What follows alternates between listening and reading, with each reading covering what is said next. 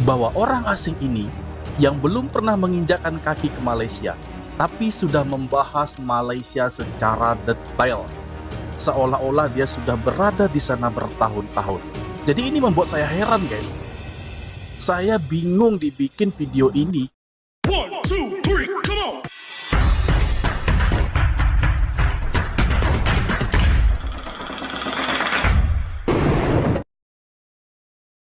Assalamualaikum warahmatullahi wabarakatuh. Halo guys, halo teman-teman semua di sana. Berjumpa lagi hari ini masih bersama saya di sini dengan disertai doa yang baik-baik. Apa kabar Anda semua di sana guys ya? Semoga kita selalu dalam keadaan sehat, dalam limpahan rahmat dan karunia-Nya, serta apapun itu kegiatan aktivitas kita di dalam maupun di luar rumah, siang ataupun malam hari, semoga juga diberikan kelancaran kemudahan oleh Allah Subhanahu wa taala. Amin amin ya rabbal alamin.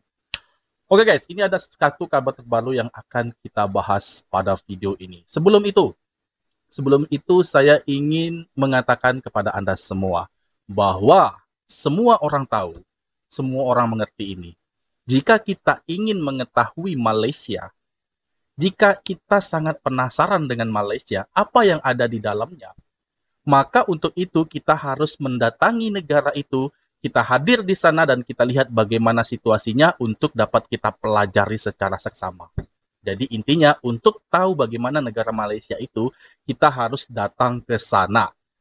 Tapi rupanya di tahun 2025 pertengahan tahun ini guys, ya, itu tidak terjadi hal demikian.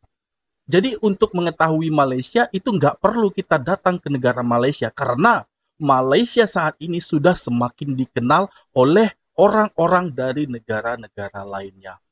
Nah, ini sebagai bukti guys, bahwa ada satu video yang akan kita reaksi. Ini adalah orang barat yang mana dia sudah mengaku banyak negara sudah dia masuki. Tapi dia tidak pernah sekalipun menginjakkan kaki ke negara Malaysia. Yang aneh menurut saya guys, dia paham, dia tahu, dia kenal persis dengan negara Malaysia. Nah, ini sudah menjadi bukti guys, bahwa semua orang itu sudah lebih mengenal Malaysia di tahun 2025 ini. Bahkan nggak harus ke negara Malaysia.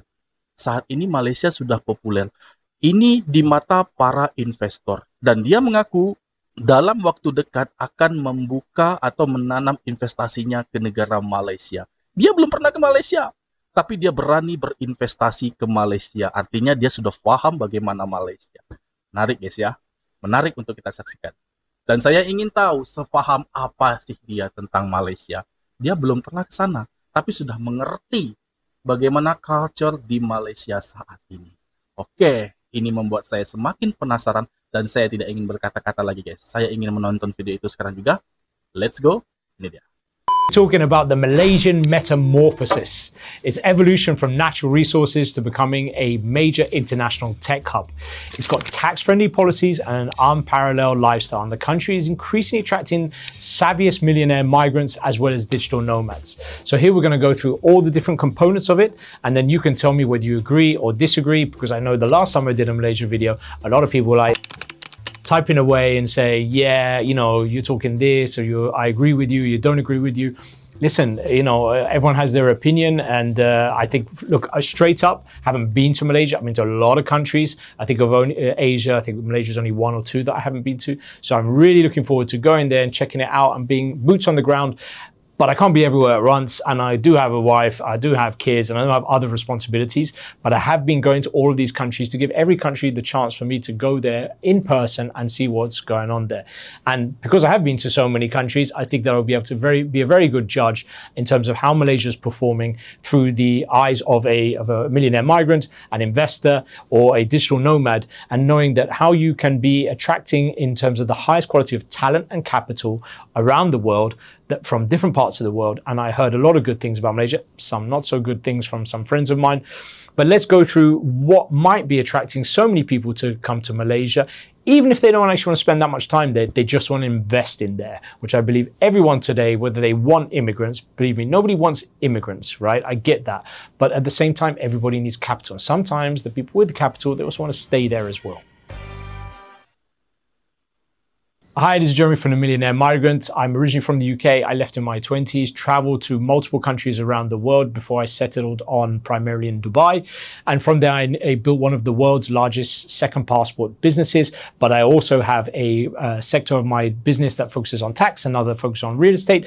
And also because of my large network of high net worth individuals within my circle, I'm able to be able to guide people on all the advantages of tax, investing, and asset protection and legacy protection, such as trusts and foundations as well. Today, we're going to talk about Malaysia's economic rise and why millionaires are looking to set up shop in Malaysia. Now, the country of Malaysia has a population of just 35 million people, but the economy in itself was around 447 billion in 2024. Now, in a few decades, Malaysia is going to be transitioning itself and has already started this process from relying from natural resources such as palm oil and so on, but then moving to be a major player in the global tech scene. And a lot of this has to do with being the China plus one policy. So everyone knows that no one really wanted, and definitely not the US, wanted to be overly reliant on the US being the main manufacturer of semiconductors. So players like Taiwan and Malaysia got to benefit from that and being able to be alternatives in Trump's world today, which are really important to be able to say, hey, you know what, we can do it and you don't have to do business with China.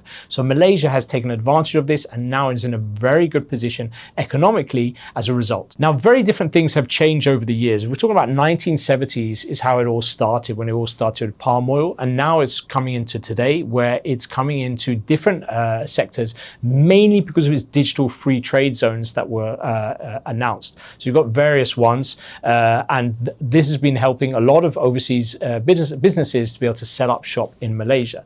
If you look at its main GDP contributors, you've got palm oil, you've got petroleum, obviously you've got Petronas Towers, so everybody knows how important petroleum is for the national economy.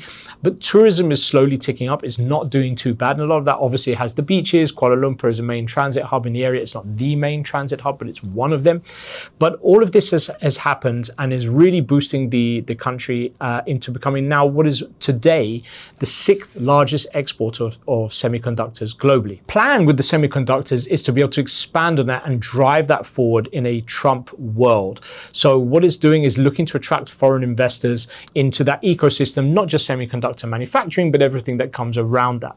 So we're talking about different companies such as NVIDIA, for example, being the most famous, which is really betting big on the local skilled workforce and infrastructure. As a result of this, this is played out into the residency side of things, which is the digital nomad programs, remote workers, and it has still today a very attractive territorial tax, which is one of the few, well, increasingly few countries that offer territorial tax. And this is attracting a lot of people to go there and say, you know what, I'll make my money here is what you can tax me, but everything that I'm making overseas, doing my remote working or foreign income will not be taxed. They're saying that they're going to change this. That might change. And I think, again, it would really hurt for me for another country to shoot itself in the foot and take away such a thing, because it really, I believe, brings in much more income and talent into the country than by saying, you know what, let's just tax everybody, because people have options. In an increasingly digitalized world, whether you're a millionaire or high net worth, or you have multiple businesses or whatever, right now more and more people are going into the tech space, because guess what? Technology is seeping into everybody's household. And as a result of this, people who work in that space can now go and freely travel from one day to the next in any country, and they will be deciding where they will settle their roots or where they will be their base based on how tax friendly that country is. If you were to look at what's happening in Malaysia, I would compare that with all the other options where you have territorial tax. So I would look at Georgia, although it's not 100% tax free, but it's hardly anything at all. So I was there about a week ago. I'm looking at different countries. I was recently in Panama. That's another one. So I've been traveling different countries to look at this. But the investor program that you have in Malaysia is a fast track multiple entry visa, which is for serious investors. They'll let you come in, set yourself up. You get a 6-month visa that is then extendable up to 12 months. And the reason for this is they want you to come and look at all the opportunities that are there for you to be able to look and invest in the country. So this is very attractive for investors coming in from overseas. The whole process is very smooth, only takes 5 working days. It's all done online, as it should be. I'm still surprised some parts of the world, some immigration systems are still very paper-based. It also has a longer stay option, which is the MM2H, which is a 5 to 20 year residency. That gives you a little bit more comfort about setting your roots down for a longer term. So this one is quite attractive with some of our clients. This combines investment potential with lifestyle benefits. I did another video about this one, so you want to click on that one. It's going to pop up on the screen. You can go there. We go really in depth on all the options in Malaysia. I have started this business, I started 15 years ago. It's 15 years now today that I started what is now one of the world's best known citizenship and residency businesses. We started out just doing like 2 passports, which was the Dominica passport and the St. Kitts passport. The Dominica one at the time was $75,000, and to do a physical interview, I can tell you most people in this industry were not around back then. They have less experience than us, and since then the company has grown and we offer a wide range of different products. And we Dan itu dia guys, itu yang saya maksud. Sudah kita saksikan bahwa orang asing ini yang belum pernah menginjakkan kaki ke Malaysia, tapi sudah membahas Malaysia secara detail, seolah-olah dia sudah berada di sana bertahun-tahun. Jadi ini membuat saya heran guys. Saya bingung dibikin video ini karena ini kisah orang asing yang benar-benar belum pernah sekalipun menginjakkan kaki ke Malaysia. Tapi dia sudah mengatakan Malaysia secara detail. Sangat paham sekali. Hebat ya guys ya.